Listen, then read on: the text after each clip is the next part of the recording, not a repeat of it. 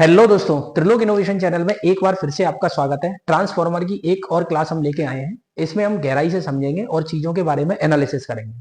दोस्तों, मेरा आपसे ये कहना है कि जो लोग इस क्लास में डायरेक्ट आए हैं या इन्होंने सीधे ही ये क्लास देखी है, तो पहले आप जाके पुरानी सारी क्लास देखें, जिससे आपको एक सिंक्रोनाइजेशन मिलेगा। ठीक है, उसके बाद फिर आप इस क्लास को देखें। और अगर आप इस क्लास को अगर अच्छे से समझ में आएगा, ऐसा नहीं है कि पुरानी नहीं देखी तो ये भी समझ में नहीं आएगा। बस मेरा ये कहना है कि आप पुरानी क्लासेस भी देखें और उसके प्रॉपर नोट्स बना लें। चाहे आप कोई भी एग्जाम दें यार, चाहे आप इसरो का दे लें, टीजी2 का दे लें, है उसके बाद आप आईटीआई से रिलेटेड जो भी पेपर देंगे ना, इलेक्ट्रीशियन ट्रेड का, उसमें से क्वेश्चंस आना ही आना है। क्योंकि मैंने वहां पे टारगेट किया है जहां पे आपको क्वेश्चंस बनता है, क्वेश्चंस एग्जाम में पूछा जाता है, और किस टॉपिक से पूछा जाता है और वो टॉपिक किस तरीके से रिलेट किया है मैंने। ठीक है ना, ये सारी चीजें आपको देखने को मिलेगी। चलिए आज हम स्टार्ट करते हैं भाई। ट्रांसफॉर्मर में सबसे इंपॉर्टेंट चीज की वो है हमारा ट्रांसफॉर्मर ऑयल। दोस्तों, सुनने में ये बहुत छोटी सी चीज है कि ट्रांसफॉर्मर ऑयल है ना, लेकिन इससे कितने तरीके के क्वेश्चन बन सकते हैं। और आप आईटीआई टीओ का जब एग्जाम देंगे तो वहां ऑयल से कम 6 से 7 क्वेश्चन पूछे गए थे। ठीक है ना, तो आपको क्या करना है कि जो भी टॉपिक मैं करा रहा हूं उस टॉपिक को आपको गहराई से समझना है और अच्छे से क्लियर करना है। ठीक है ना, चलिए अब हम बात करते हैं ट्रांसफॉर्मर ऑयल के बारे में। जितने पॉइंट मैंने लिखे हैं यहां से एक क्वेश्चन आपका बनना तय है। 100% एक क्वेश्चन आपका यहां से बनेगा अगर ऑयल से वो क्वेश्चन पूछता है। तो सबसे पहला क्वेश्चन ये है कि भाई जो ट्रांसफॉर्मर का ऑयल है उसका काम क्या है। तो सबसे पहला ही क्वेश्चन आता है, उसका काम है ठंडा करना और दूसरा इंसुलेशन करना। पेपर में सीधा क्वेश्चन आता है कि the transformer oil, option A cooling purpose, option B insulation purpose, option C both, option D none. तो आप कंफ्यूज हो जाएंगे कि इंसुलेशन लगाएं या कूलिंग लगाएं या दोनों लगाएं। तो ध्यान रखना ये दोनों काम करता है, बाइंडिंग को कूलिंग करके भी रखता है और इंसुलेशन का भी काम करता है। ठीक है ना, ये चीज विशेष ध्यान रखें। चलिए अब हम बात करते हैं इस ट्रांसफॉर्मर को अगर हम सिंथेटिकली बनाते हैं। कैसे बनाते हैं दोस्तों? सिंथेटिकली प्रोसेस से बनाते हैं तो इसमें हम हाइड्रोकार्बन का यूज करेंगे। किसका यूज करेंगे दोस्तों? हाइड्रोकार्बन का। पेपर में पूछा जाता है कि भाई ट्रांसफॉर्मर का ऑयल किससे मिलकर बना होता है, सिंथेटिकली किससे मिलकर बना होता है। मतलब डीप से डीप में जब क्वेश्चन घुसेगा, आपको अच्छे तरीके से क्वेश्चन पूछेगा, तब आप कंफ्यूज हो जाएंगे कि यार ये तो मैंने कभी पढ़ा ही नहीं है और ये टीओ में डायरेक्टली क्वेश्चन पूछे जा रहे हैं। तो सिंथेटिक है तो हाइड्रोकार्बन का इस्तेमाल होगा। अगर आप मिनरली तैयार कर रहे हैं तो पेट्रोलियम से तैयार होता है। मिनरली तैयार कर रहे हैं तो पेट्रोलियम से, रेड ऑक्साइड इसका नाम होता है। क्या ये बात समझ में आई? क्या ये पॉइंट क्लियर हुआ? चलिए अब हम बात करते हैं ट्रांसफॉर्मर के अगले पॉइंट की, जो है फ्लैश पॉइंट। फ्लैश पॉइंट मतलब इसका हमेशा हाई होना चाहिए। क्या होना चाहिए दोस्तों? हाई। भाई फ्लैश पॉइंट कम होगा तो ये जल्दी आग पकड़ लेगा, है ना। फ्लैश पॉइंट जितना कम होगा उतनी जल्दी ये आग पकड़ेगा, फ्लैश पॉइंट जितना ज्यादा होगा उतनी ही देर से ये जलेगा। तो इसलिए इसका फ्लैश पॉइंट कैसा होना चाहिए? हाई होना चाहिए और 140 डिग्री होना चाहिए। पेपर में सीधे पूछा जाता है हाई या लो है तो कितना है, ये भी डायरेक्टली पूछा जाता है। अब हम बात करते हैं इसके पोर पॉइंट की। पोर पॉइंट मतलब कि मिनिमम नीचे की तरफ ये कितना टेम्परेचर झेल सकता है, कि इससे कम पे ये जम जाएगा, है ना, ये है। तो भाई पोर पॉइंट इसका जो है ना वो लो होना चाहिए, जितना हो सके उतना लो। और -30 डिग्री से लेके -40 डिग्री सेल्सियस तक इसका पोर पॉइंट होना चाहिए। अब हम बात करते हैं इसकी विस्कोसिटी की। विस्कोसिटी ऐसी कैसी होनी चाहिए दोस्तों? लो होनी चाहिए। कैसी होनी चाहिए? लो। अगर इसकी विस्कोसिटी लो नहीं है तो फिर हमारे लिए, ऑयल के लिए खराब बात है। दूसरी चीज, अगला पॉइंट है इसका, हीट का गुड इंसुलेटर होना चाहिए, मतलब सॉरी कंडक्टर होना चाहिए। भाई कोई भी चीज हीट की कंडक्टर है तो इस बात का मतलब यह है कि हीट को वो आसानी से एब्जॉर्ब कर लेगी। जैसे आप देखना मेटल, सारी की सारी मेटल हीट की गुड कंडक्टर होती हैं। आप देखना जब आप उसको गर्म करते हैं, तो जब हम चमचा गर्म करते हैं तो चमचे का आगे वाला पोर्शन गर्म करते हैं तो थोड़ी देर बाद देखना उसकी डंडी भी गर्म होने लगती है। इसका मतलब ये क्या करता है? हीट को एब्जॉर्ब करता है या हीट को ट्रांसफर करता है। क्या ये बात समझ में आई? अगर हीट का गुड कंडक्टर होगा तो ऑयल के अंदर, ऑयल अगर हीट का गुड कंडक्टर होगा तो वाइंडिंग में जितना भी टेम्परेचर है ये पूरा का पूरा एब्जॉर्ब कर लेगा, पूरा का पूरा क्या कर लेगा दोस्तों? खींच लेगा वहां से टेम्परेचर। इसीलिए हम ये कह रहे हैं कि ये हीट का गुड कंडक्टर होना चाहिए। मॉइस्चर प्रूफ होना चाहिए। मॉइस्चर प्रूफ का मतलब यह है कि इसमें नमी नहीं जानी चाहिए, ना ही ये नमी को अवशोषित करे। नमी से तो ये दुश्मनी बना के रखे। ये बात समझ में आई? भाई नमी आ जाएगी तो शॉर्ट सर्किट हो जाएगा, फिर तो इसका काम ही खत्म हो जाएगा। चलिए अब हम बात करते हैं नॉन टॉक्सिक। भाई नॉन टॉक्सिक मतलब जहरीला नहीं होना चाहिए। अगर ये जहरीला होगा तो इस पर काम करने वाले लोग ही निपट जाएंगे। मान लो ट्रांसफॉर्मर का ऑयल बदलना है तो समझ लो 2 आदमी को हमेशा मरना है ऑयल बदलने। तो ऐसा तो है नहीं। तो ये कैसा होना चाहिए? नॉन टॉक्सिक प्रवृत्ति का होना चाहिए। क्योंकि ट्रांसफॉर्मर ज्यादातर घरों में यूज हो रहे हैं। घरों में मतलब कहाँ?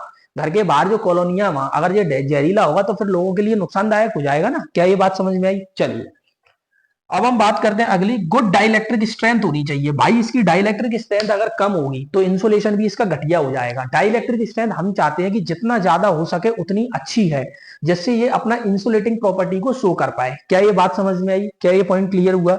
है ना। उसके बाद ट्रांसपेरेंट कलर होता है। कोई आपसे ये पूछे कि भाई जो ट्रांसफार्मर का ऑयल होता है ना, आपको जनरली देखने को मिलता है, आपके दिमाग में बात आती होगी पीले कलर का होता है। ऐसा बिल्कुल भी नहीं है। ध्यान रखना, ट्रांसफार्मर का जो कलर है बिल्कुल पानी जैसा होता है, ट्रांसपेरेंट। जब उसको उसमें भरते हैं, फिर जब ये गर्म होता है, ठंडा होता है, गर्म होता है, ठंडा होता है, जब वर्किंग कंडीशन में बहुत दिन हो जाते हैं, तब इसका कलर बदलना स्टार्ट होता है। एक टाइम पे ये धीरे धीरे येलो कलर का हो जाता है और फाइनली ये ब्लैक कलर का कन्वर्ट हो जाता है। ये बात समझ में आई? ग्रे कलर का।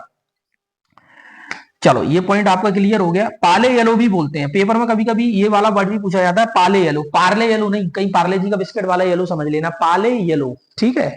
उसके बाद इसका जो ऑयल का टेम्परेचर है ना, देखो इसके बारे में बहुत जरूरी है। देखो अगर 85 डिग्री तक इसका टेम्परेचर पहुंच जा रहा है, ऑयल का जो ट्रांसफार्मर के अंदर ऑयल है उसका टेम्परेचर अगर 85 डिग्री तक पहुंच जा रहा है, तो यहाँ पे रिले ऑपरेट हो जाएगी और अलार्म बजाने लगेगी। मतलब अभी ऐसे पूछ लिया जाता है जनरली क्वेश्चंस पेपर में कि भाई ऐसा वो कौन सा टेम्परेचर है, वो कौन सा टेम्परेचर है जिसपे अलार्म ऑपरेट हो जाती है ऑयल के। 85 डिग्री, 90 डिग्री, 80 डिग्री, 70 डिग्री। भाई ये इस टाइप के क्वेश्चन है जो आपको गड़बड़ कर देंगे। तो यहाँ पे आप ध्यान रखना, 85 डिग्री पे अलार्म बज जाएगी, है ना। और 85 से ऊपर गया मतलब 90 डिग्री चला गया, 95 डिग्री गया, तो सर्किट ट्रिप हो जाएगा। ये बात समझ में आई? चलिए, तो यहां पे मैंने ऑयल से रिलेटेड सारी बातें बता दी। अब मैं बता रहा हूं कि ऑयल्स में कितने प्रकार के टेस्ट होते हैं। भाई सबसे पहली बात हम बता रहे हैं कि ऑयल में जो टेस्ट होता है वो है, हम बात कर रहे हैं, ये है हमारा फील्ड टेस्ट। दोस्तों कैसा है? Field test. अब फील्ड टेस्ट की अगर हम बात करते हैं तो फील्ड टेस्ट में क्या क्या करते हैं, चार प्रकार के टेस्ट होते हैं। एक होता है field test, crackle test, dielectric test और एसिडिटी टेस्ट। तो पेपर में ये पूछ लेता है कि आप ये बताएं, किसी भी ट्रांसफार्मर ऑयल की जब टेस्टिंग करते हैं तो कितने तरीके से कर सकते हैं? एक तरीका, दो तरीका, तीन तरीका, चार तरीका। तो आंसर क्या है? चार। कितने टाइप के टेस्ट होते हैं, या तो ये क्वेश्चन पूछेगा या आपसे ये पूछ सकता है इनमें से कौन सा टेस्ट नहीं होता। तो भाई तीन दे देगा, एक हटा देगा। तो आपको पहले चारों के बारे में नॉलेज होनी चाहिए। क्या ये बात समझ में आई? चलिए, तो अब हम स्टार्ट करते हैं फील्ड टेस्ट के बारे में। फील्ड टेस्ट में हम एक्चुअलिटी में करते क्या है, ट्रांसफार्मर की में से तेल की बूंद निकालते हैं, ठीक है। उस तेल की बूंद को हम क्या करते हैं, पानी में कटोरा भरते हैं, सॉरी कटोरे में पानी भरते हैं। कटोरे में जैसे ही पानी भरने के बाद उस तेल की बूंद को उसमें टपका देते हैं। अगर आपकी तेल की बूंद फैल गई, अगर आपकी तेल की बूंद फैल गई तो आप समझ जाना, अगर आपकी तेल की बूंद फैल गई तो आप समझ जाना कि वो तेल खराब है। ये बात समझ में आई? ये पॉइंट क्लियर हुआ? अगर आपकी तेल की बूंद नहीं फैली तो समझ जाना तेल आपका अच्छा है। बिल्कुल देसी तरीका बताया मैंने आपको, क्लियर है? चलिए, अब हम बात करते हैं क्रैकल टेस्ट। क्रैकल टेस्ट क्या होता है, जब हम किसी भी ट्रांसफार्मर में से ऑयल निकालने के बाद अब हम क्या करेंगे, उसको गर्म करेंगे। गर्म करने पर अगर कड़कड़ाहट की आवाज आ रही है, कड़कड़ कड़कड़ कड़कड़ कड़कड़ की आवाज आ रही है, तो इसका मतलब यह है कि तेल आपका बहुत अच्छा है। ये बात समझ में आई? इसमें कोई खराबी नहीं है, इसमें मॉइस्चर बिल्कुल भी नहीं है। लेकिन अगर आपने गर्म करने का चटचटाहट की आवाज आ रही है, चट चट चट चट आवाज आ रही है, तो इसका मतलब यह है कि तेल में मॉइस्चर है। इसका मतलब तेल घटिया प्रवृत्ति का हो चुका है। क्या ये पॉइंट क्लियर हुआ? समझ रहे हो मेरी बात? चलिए, अब हम बात करते हैं डाइलेक्ट्रिक स्ट्रेंथ। भाई डाइलेक्ट्रिक स्ट्रेंथ की अगर मैं बात करूं, अगर 30 किलो वोल्ट पर एमएम है तो भाई इसको फिल्टर करना पड़ेगा। क्या करना पड़ेगा? फिल्टर। मतलब ऑयल घटिया है, हम चाहते हैं कि 30 किलो वोल्ट से ज्यादा डाइलेक्ट्रिक स्ट्रेंथ हो। अब हम बात करते हैं, अगर डाइलेक्ट्रिक स्ट्रेंथ 50 किलो वोल्ट पर एमएम के समथिंग है तो समझ जाना कि ये बढ़िया ऑयल है। कैसा ऑयल है ये? बढ़िया, एकदम मस्त। अब हम बात करते हैं एसिडिटी की। एसिडिटी टेस्ट भाई बहुत जबरदस्त टेस्ट है। इसके बारे में पेपर में सीधे सीधे क्वेश्चन पूछे जाते हैं। वो क्या क्या है इसमें पूछता है भाई, अगर एसिडिटी की वैल्यू 0.00 आ रही है तो इस बात का मतलब है तेल पूरी तरीके से काला हो चुका है। पॉइंट क्लियर हो रहा है कि नहीं? या ऐसे पूछ सकता है कि अगर कोई ट्रांसफार्मर के ऑयल का कलर काला है तो उसकी एसिडिटी की वैल्यू कितनी होगी? ऑप्शन है 0.0, 0.1, 0.2, 0.3। तो कंफ्यूज हो जाएंगे। तो आपको याद होना चाहिए कि किस एसिडिटी वैल्यू पे कौन सा कलर होता है। अगर 0.00 है, अगर दोस्तों 0.00 है तो काला होगा, 0.2 है तो हरा होगा, 0.5 है तो पीला होगा और 1 है तो नारंगी होगा, है ना। 0.00 पे काला, 0.2 पे हरा, 0.5 पे पीला और 1.0 पे नारंगी कलर का हो जाएगा। क्या ये बात समझ में आई? क्या ये पॉइंट क्लियर हुआ? तो ऑयल से रिलेटेड मैंने आपको एक एक पॉइंट आपको क्लियर कर दिया, ठीक है।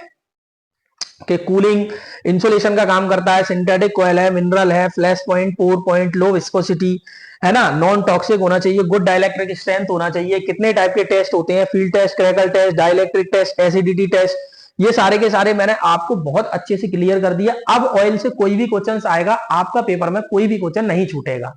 तो आज की वीडियो में इतना ही। थैंक यू दोस्तों।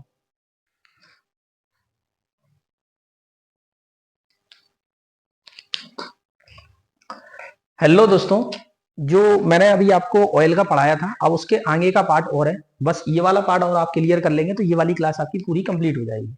देखो दोस्तों, अभी मैं एक और इंपॉर्टेंट पार्ट के बारे में बता रहा हूं, वो है आपके ट्रांसफार्मर की बुशिंग। बुशिंग क्या चीज होती है, सबसे पहले हम बात करते हैं। तो देखो, सबसे पहला क्वेश्चन ये पूछा जाता है कि अगर थ्री फेज का ट्रांसफार्मर है, कैसा है दोस्तों, थ्री फेज का ट्रांसफार्मर है, तो आपकी टोटल बुशिंग कितनी यूज होती है? टोटल बुशिंग होंगी 6, 3 प्राइमरी साइड में और 3 मतलब सेकेंडरी साइड में। क्या ये बात समझ में आई?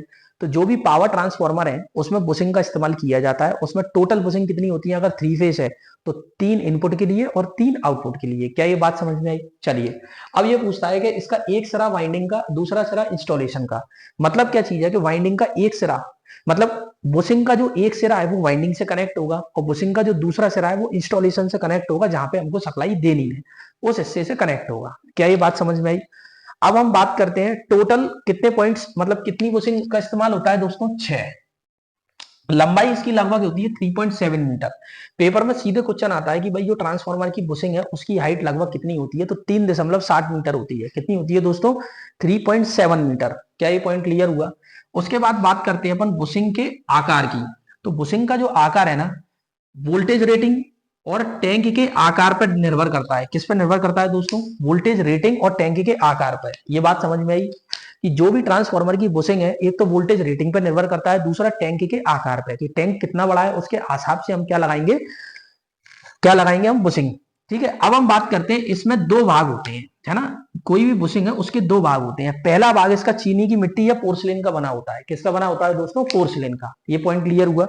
दूसरा भाग या तो कॉपर का होगा या एल्यूमिनियम का होगा। मतलब अपन ऐसे कह सकते हैं कि जो बाहरी भाग होता है इसका, वो पोर्सिलेन या चीनी मिट्टी का बना होता है। इसके अंदर जो पार्ट होता है ना, उसके जो अंदर का भाग होता है, वो जो भाग होता है वो या तो कॉपर का सॉलिड कंडक्टर होगा या एल्यूमिनियम का सॉलिड कंडक्टर होगा। और इन दोनों के बीच में हम ऑयल भर देते हैं। क्या भर देते हैं? ऑयल। क्या ये बात समझ में आई? चलिए, अब हम बात करते हैं कि भाई अगर 33 किलो वोल्ट से कम है तो हम सॉलिड बुशिंग का इस्तेमाल करते हैं। सॉलिड बुशिंग का मतलब ये होता है कि पोर्सिलिन और उसके अंदर सीधा कंडक्टर और बीच में कोई भी एक्स्ट्रा मटेरियल नहीं रहेगा। अगर हम बात करते हैं 33 केवी से ऊपर जाएं, अगर हम 33 केवी से ऊपर की तरफ जाएंगे तो ऑयल बुशिंग का इस्तेमाल होगा। किसका इस्तेमाल होगा दोस्तों? ऑयल बुशिंग का। ठीक है, अब हम बात करते हैं ऑयल गेज। ऑयल गेज क्या होता है? कंजर्वेटर के ऑयल के लेवल के बारे में बताता है। ऑयल गेज क्या होता है? जो कंजर्वेटर में ऑयल भरा हुआ है वो कम हो रहा है, ज्यादा हो रहा है, कैसा हो रहा है, ये उसके बारे में बताता है। ठीक है ना, ये पॉइंट क्लियर हुआ। चलिए, अब हम बात करते हैं ऑयल के टेम्परेचर के बारे में। ऑयल का जो टेम्परेचर है वो 85 डिग्री सेल्सियस पे अलार्म बजा देगा, और 85 से 90 डिग्री सेल्सियस पे चलेगा तो ये क्या कर देगा? उसको ट्रिप कर देगा। क्या ये पॉइंट क्लियर हुआ? चलिए, अब हम बात करते हैं वाइंडिंग गेज की। वाइंडिंग गेज की अगर हम बात करते हैं तो 90 डिग्री सेल्सियस पे अलार्म बजाता है। क्या? 90 डिग्री सेल्सियस पे अलार्म बज जाएगा, और 90 डिग्री से ऊपर चला गया भाई 95 पे, तो ट्रिप हो जाएगा पूरा ट्रांसफार्मर। मतलब आप सीधे सीधे ये समझ सकते हैं कि भाई ऑयल का टेम्परेचर अगर 80 डिग्री से 85 डिग्री तक जा रहा है मतलब आपके लिए घातक है, और बाइंडिंग का टेम्परेचर 90 से 95 के बीच में जा रहा है तो आपके लिए घातक है। इससे हमेशा टेम्परेचर कम रहना चाहिए। मतलब अगर इसका सही तरीके से टेम्परेचर देखा जाए तो 70 से 80 के बीच में, 70 से 80 के बीच में तो ठीक है टेम्परेचर। अगर इससे ऊपर जाएगा तो ऑयल में डैमेज हो सकता है और वाइंडिंग का इंसुलेशन फेल हो सकता है। क्या ये बात समझ में आई? क्या ये पॉइंट क्लियर हुआ? तो मुझे लगता है आई थिंक आज की क्लास में आपने बढ़िया से ऑयल के बारे में समझ लिया और बुशिंग के बारे में समझ लिया। क्लियर है ना? चलिए, तो आज के लिए इतना ही। थैंक यू दोस्तों।